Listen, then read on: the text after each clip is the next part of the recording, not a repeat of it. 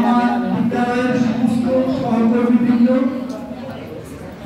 আমার office staff, তারা আমার সহকর্মীরা, বিদ্যালয় স্টাফ, প্রাণপ্রিয় ছাত্রছাত্রীরা এবং অবশ্যই পরিবারের ভোটাধিকার এবং যারা আজকে যারা আমাদের অত্যন্ত সম্মানীয় যে অতিথিবৃন্দ যারা এসেছেন তাদেরকে বিদ্যালয়ের তরফ থেকে, বিদ্যালয়ের স্টাফ, ছাত্রছাত্রী, পরিচালক সমিতি, সব অভিভাবক সকলের তরফ থেকে ভীষণভাবে শ্রদ্ধা জানিয়ে আমি আজকে পণ্ডিত জওহরলাল নেহরুর জন্মদিবস উপলক্ষে যে শিশু দিবস, সেই শিশু দিবস উপলক্ষে আমি বিচারটি কথা বলব। প্রকৃতপক্ষে এই দিবস পণ্ডিত জওহরলাল শিশু দিবস, পণ্ডিত জওহরলাল নেহরু তোমরা জানো স্বাধীন ভারতের প্রথম প্রধানমন্ত্রী। শুধু তাই নয়, তোমরা এখনো আমাদের কণ্ঠে তোমরা যদি কেউ ধারণা করতে পারবে না, সেই 1947 খ্রিস্টাব্দের সেই 15ই আগস্ট, সেই মধ্যরাত্রে when the entire world slips into benign numbness, the whole Indian just starts enormous making into terrible violence and all that. যখন সারা পৃথিবী এই মধ্যরাতে নিস্তব্ধ হয়ে গেছে, তখন সারা ভারতবাসী যেন অন্তরের মধ্যে একটা অদ্ভুত উন্মাদনা নিয়ে নতুন ভোট, স্বাধীনতার ভোটকে আলিঙ্গন করছে। এই অসাধারণ ভাবে তিনি জাতির উদ্দেশ্যে ভাষণ দিয়েছিলেন। তোমরা এখন জানো যে ঐতিহাসিক সেই ভাষণ। পণ্ডিত জওহরলাল নেহরু ছিলেন আজকে শিশু দিবস। তিনি ছিলেন রাজনৈতিকভাবে যদি বলো ভারতের স্বাধীনতা আন্দোলনের অত্যন্ত সামনের সারিতে, এবং নেতাজি সুভাষ অবাক হলেন নেতাজি সুভাষ বসুর সঙ্গে একই প্রগতিমূলক প্রগতিবাদী চিন্তায় তিনি সাংঘাতিকভাবে, যারা ইতিহাস জানো তারা সবাই করবেন বুঝবেন, প্রগতিমূলক চিন্তা ভাবনা তিনি বিশ্বাসী ছিলেন। এবং ভারতবর্ষকে নেতাজি সুভাষ বসু এবং পণ্ডিত জওহরলাল নেহরু, তোমাদের অবাক হয়ে যাবে, একটা সময় পর্যন্ত তারা কিন্তু একই ভাবধারা জাতীয় কংগ্রেসের বিভিন্ন অধিবেশন একই সঙ্গে একই ভাবধারা প্রগতিশীল চিন্তাধারায় বিশ্বাসী ছিলেন, ডাইনামিক এবং অত্যন্ত উন্নত চিন্তা ভাবনা। কিন্তু তারপরে যখন তোমরা জানো হরিপুরা কংগ্রেসে বা তার পরবর্তীকালে ত্রিপুরী কংগ্রেসে যখন সুভাষচন্দ্র বসু দ্বিতীয়বার ভারতের সভাপতি জাতীয় কংগ্রেসের সভাপতি নির্বাচিত হন এবং গান্ধীজির শিষ্য পট্টবী সীতারামাইয়াকে পরাজিত করে, তখন কিন্তু সুভাষ বোসের গান্ধীজির প্রার্থী পট্টবী সীতারামাইয়াকে সমর্থন করেছিলেন পণ্ডিত জওহরলাল নেহরু, রাজেন্দ্র প্রসাদ, সর্দার বল্লভভাই প্যাটেল এবং সরোজিনী নাইডু, গান্ধী অনুগামীরা। কিন্তু সত্ত্বেও সুভাষচন্দ্র বোস বিপুল ভোটে তাদেরকে পরাজিত করেছিলেন, গোপন ব্যালটের ভোটে। কিন্তু ভালো করে বুঝে দেখো, কিন্তু তারপর থেকে কোনো এক অজানা কারণে সুভাষ বসু এবং পণ্ডিত জওহরলাল নেহরুর মধ্যে দূরত্ব বাড়তে থাকে। এবং তোমরা অবাক হয়ে যাবে, পণ্ডিত জওহরলাল নেহরু যখন সুভাষ বসু, রবীন্দ্রনাথ ঠাকুর আমাদের নাম, আমাদের স্কুলে যার নামে তারা স্বয়ং রবীন্দ্রনাথ ঠাকুর শান্তিনিকেতনে পণ্ডিত জওহরলাল নেহরুকে নিজে আহ্বান করে ডেকে নিয়েছেন। তখন তার শরীর অসুস্থ, যখন সুভাষ বোসকে পরিচর্যা করা হচ্ছে, পণ্ডিত জওহরলাল নেহরুকে তিনি ডেকেছিলেন এবং পণ্ডিত জওহরলাল নেহরুকে বুঝিয়েছিলেন দারুণভাবে যে সুভাষ বোসের প্রতি অত্যন্ত অন্যায় হচ্ছে, যেভাবে জাতীয় কংগ্রেসের তিনি নির্বাচিত সভাপতি, তাকে যেভাবে প্রত্যাশা করার চেষ্টা করা হচ্ছে জাতীয় কংগ্রেসের প্রতি মনে পড়ে। পণ্ডিত জওহরলাল নেহরু বলেছিলেন যে তিনি কিন্তু বিষয়টি দেখবেন, কিন্তু তারপরে সেই বিষয়টি কিন্তু সেইভাবে এগোয়নি। এবং তোমরা জানো পরবর্তীকালে সুভাষ বসুর দেশ ত্যাগ করতে হয়েছিল, কংগ্রেস ত্যাগ করতে হয়েছিল, রবীন্দ্রনাথ ঠাকুর এবং দেশবন্ধু বা অন্যান্য আমরা কয়েকজনের প্রাণপণ চেষ্টা সত্ত্বেও তিনি কংগ্রেস ত্যাগ করতে বাধ্য হয়েছেন।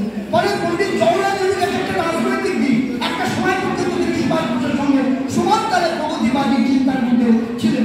তারপরে ওই দ্বিতীয়বার যখন সুভাষ বসু সভাপতি হন, নেতাজি এবং জওহরলালের মধ্যে একটা নিজেদের মধ্যে রাজনৈতিক মতবাদ বা ব্যক্তিত্বের দ্বন্দ্বের একটা বিভাজন শুরু হয়। এবং যাই হোক, কিন্তু পণ্ডিত জওহরলাল নেহরুর পাণ্ডিত্য, তার ব্যক্তিত্ব এবং সবার উপরে তার শিশু মন, তার মনটা ছিল শিশুর মতো সহজ সরল, একটা হারানো শৈশবকে আমরা যখন তাই সেই পিছনের দিকে আমরা অজানা শৈশবকে খুঁজে দেওয়ার চেষ্টা করি। সেই অজানা শৈশবকে খুঁজে পাওয়ার অঙ্গীকারের মধ্যেই লুকিয়ে থাকে আমাদের শিশু দিবসের তাৎপর্য। আমরা শিশুর মতো সহজ সরল সুন্দর হয়ে যে নতুন ধরে আরো দেখি প্রতিটি মানব শিশু ঠিক পণ্ডিত জওহরলাল নেহরুর হৃদয়টা ছিল সেই রকম শিশুর মতো সহজ সরল সুন্দর। মানে এটা সবাই। এবং তোমরা জানো যখন লতাজি ও মেরে ওয়াতন কে লোগों जरा आंखों में भर दो पानी जो शहीद हुए उनकी जरा याद करो कुर्बानी, যে গানটি যখন গেয়েছিলেন লতাজি আমাদের কোকিলকণ্ঠী লতাজি, সেই লতাজি যখন গানটি গাইছিলেন পণ্ডিত জওহরলাল নেহরুর দু চোখে শুধু জল। তোমরা অবাক হয়ে বাস্তব সবাই দেখেছে, যারা টিভি দেখেছে মানে একদম লাইভ দেখেছে, মানে শিশুর মতো তার চোখ দিয়ে জল গড়িয়া পড়ছিল। মানে পণ্ডিত জওহরলাল নেহরু অত্যন্ত ভাববাদী এবং অত্যন্ত ভাবাকে বিশ্বাস করতেন, শিশুর মতো তার আত্মা কিন্তু সহজ সরল। সেই জন্য তার জন্মদিনকে শিশুর হারানো আমাদের প্রত্যেকে যে আমরা শৈশব হারিয়ে ফেলি আধুনিকতার জীর্ণ দ্বন্দ্বে, আধুনিকতার বিশ্বাসে যখন আমরা শৈশবকে হারিয়ে ফেলি তখন আমরা পণ্ডিত জওহরলাল নেহরুকে স্মরণ করি সেই শৈশবের শিশু মনকে ফিরে পাওয়ার জন্য। এখানেই শিশু দিবসে তার জন্মদিনকে স্মরণ করে আমরা শিশু দিবস হিসাবে পালন করি। শুধু তাই নয়, আমরা এটুকু করতে পারব, শুধু এটুকু নয় না, discovery of India. Pandit Jawaharlal Nehru কত বড় পণ্ডিত ছিলেন। ডিসকাভারি অফ ইন্ডিয়া মানে সেই অসামান্য গ্রন্থ, সেই গ্রন্থ যদি তোমরা বড় হয়ে পড়ো তোমরা দেখতে পাবে ভারতের আধ্যাত্মিক গরিমা, ভারতের দর্শন, ভারতের প্রাচীনকালের এবং পাশ্চাত্যের যে ভাবদর্শন তাকে তিনি সাংঘাতিকভাবে তিনি তুলে ধরেছিলেন এই ডিসকাভারি অফ ইন্ডিয়া মতো মহান গ্রন্থে। এবং ডিসকাভারি অফ ইন্ডিয়া তোমরা যদি বড় হয়ে দেখবে প্রতিটি পাতায় ভারত ভূমি, ভারতকে নতুন করে জানবে। এবং তার পরবর্তীকালে তার কন্যা শ্রীমতী ইন্দিরা গান্ধী, তিনি যখন ভারতের প্রধানমন্ত্রী, তোমরা জানো শ্রীমতী ইন্দিরা গান্ধী শুধু ভারতের একজন প্রধানমন্ত্রী হিসাবে খ্যাতি অর্জন করেননি, তিনি একদিকে চীন, আমেরিকা এবং পাকিস্তানকে এবং মানে একসঙ্গে তিনি পরাজিত করেছিলেন। ভারতকে নতুনভাবে বিশ্বের দরবারে প্রতিষ্ঠা দিয়েছেন সোভিয়েত ইউনিয়নের সাহায্যে। সেই ইন্দিরা গান্ধী মানে তার যোগ্য কন্যা, তাকেও তিনি ছোটবেলায় নানানভাবে পাশ্চাত্য এবং প্রাচ্যের দর্শন শিখিয়েছিলেন। ডিসকাভারি অফ ইন্ডিয়া বলতে তোমরা মনে করবে, বুঝতে পারবে পণ্ডিত জওহরলাল নেহরু অসাধারণ জ্ঞান, ত্যাগ ও নীতির কথা। বেশি বলবো না, শুধু এইটুকু বলি, আমরা আজকের দিনে যাকে স্মরণ করছি পণ্ডিত জওহরলাল নেহরু, তিনি একজন মানুষ হিসেবে শিশুর মতো রাজনৈতিক পরবর্তীকালে আবারও বলছি একেবারে শেষের দিকে সুভাষ বোসের সঙ্গে মানে পণ্ডিত জওহরলাল নেহরুর দ্বন্দ্ব একটা জায়গায় গেছিল। বাস্তব 1962 চীন ভারত যুদ্ধে মানে আমাদের সর্বপল্লী রাধাকৃষ্ণন, যার নামে আমরা শিক্ষক দিবস পালন করি, তিনিও প্রচুর সমালোচনা করেছিলেন, কারণ চীনের সঙ্গে সেই যুদ্ধে জড়িয়ে পড়ার মতো ভারতের কাছে তৎকালীন শক্তি ছিল না।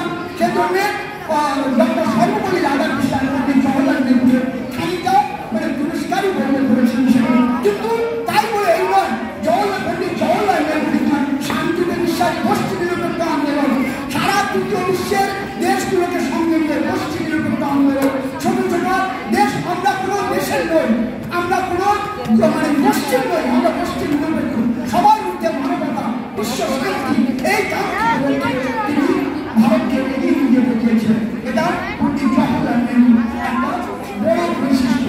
শুধু এই কথা মানে গোষ্ঠী নিরপেক্ষ আন্দোলন সারা বিশ্ব যখন দ্বিমেরুকেন্দ্রিক হয়ে যান, একদিকে কমিউনিস্ট বিশ্ব, অন্যদিকে দক্ষিণপন্থী আমেরিকার নেতৃত্বাধীন পরিবারী শোষক শ্রেণীর বিশ্ব মানে অন্যান্য দেশগুলো, তখন পণ্ডিত জওহরলাল নেহরু তৃতীয় বিশ্বের দুর্বল দেশগুলোকে নিয়ে এই ফ্যাসিবাদের বিরুদ্ধে